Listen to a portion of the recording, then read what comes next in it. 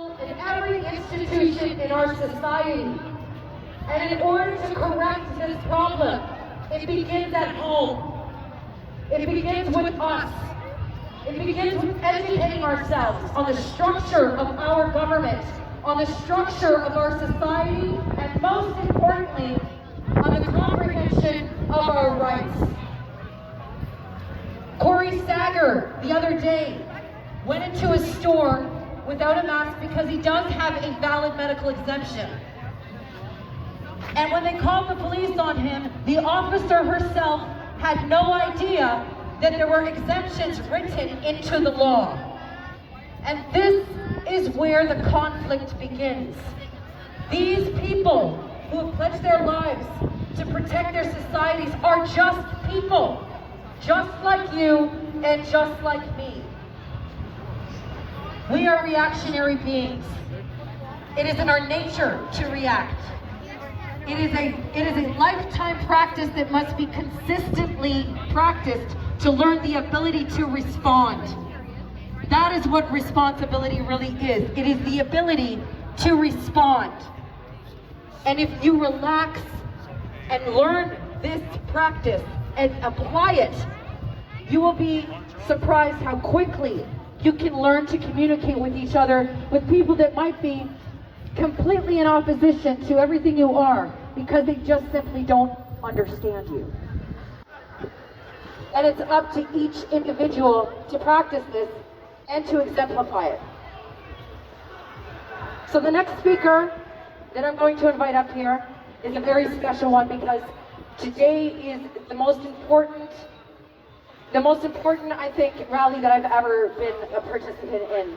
For the simple fact that just recently, I've received documents with factual data concerning youth suicide in North America. The American Academy of Pediatrics released a journal that discloses that youth suicide in children ages 10 years old to 17 years old has had a 92% rise in the last 11 months, all pertaining to the restrictions and oppressions on kids in relation to COVID-19.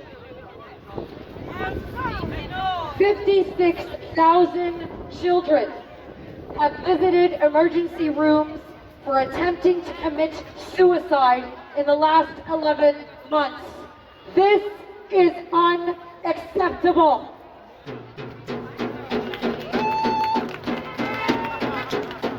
They like to make excuses when it comes to our elderly.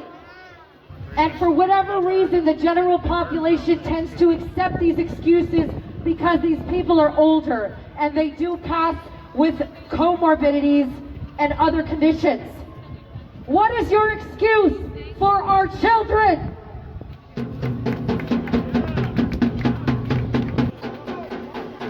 There isn't one. And I'm going to have Elise come up and take this microphone right now. She is a 14-year-old girl and one of the bravest people I have ever met in my entire life. Please welcome Elise. Good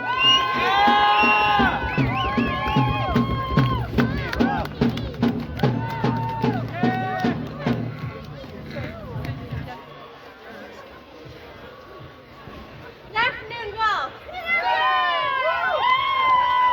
It's so great to see all your smiling faces out here today. I'd like to give a huge shout out to all the organizers, but especially to Kellyanne Wolf, who invited me here to speak. When I asked Kelly what she wanted me to speak about, she said, "Tell everyone how the lockdowns have negatively affected you."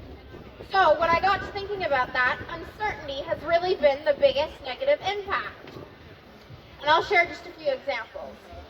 Where I used to go into a store or a library easily, now when I enter one of those establishments, I'm uncertain whether when I declare my mask exemption, if it will be respected and honored, or if it's going to turn into a whole ordeal where I'm in a conflict with the store worker, because I'm just trying to stand up for my rights, and all I really want to do is just run a quick errand. Don't get me wrong, I love standing up for my rights and freedoms, but this really does bring a lot of anxiety and uncertainty. Another example of uncertainty is the uncertainty of whether holidays and special events will be celebrated and if extracurricular activities and school gatherings will happen.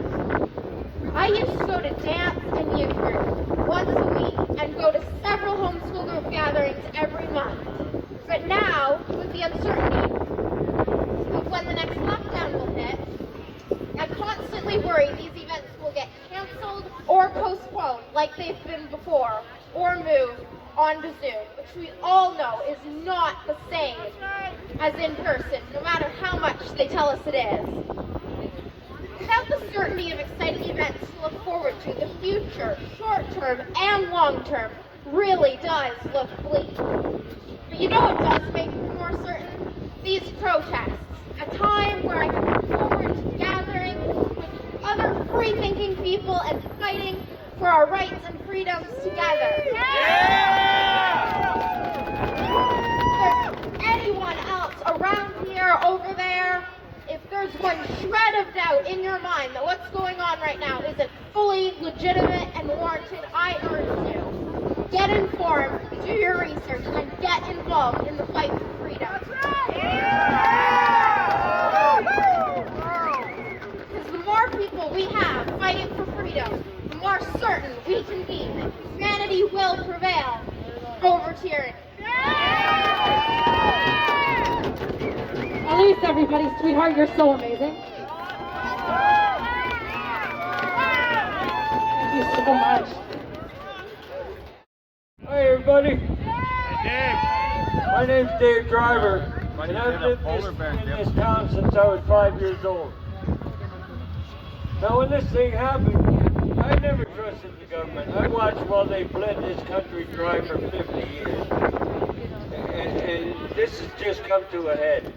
When I heard last year that there's this COVID thing going around, it's going to kill people, our hospitals are going to be full, there's going to be bodies in the streets, I said, okay, we better be prepared. Then 3 weeks later, I didn't see the hospitals full. I didn't see bodies in the street.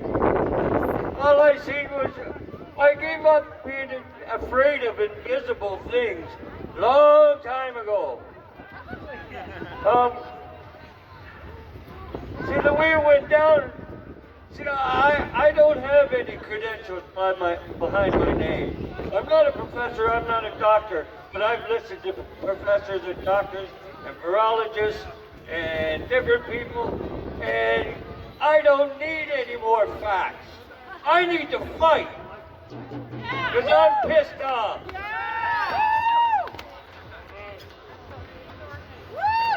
And you know, the way it went down was like, okay, everybody locked down. Well, I was out on the street driving around because nobody's going to lock me down. That's a jail term.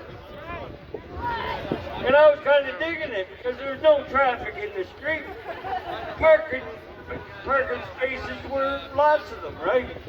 The trouble was nothing was open to go into.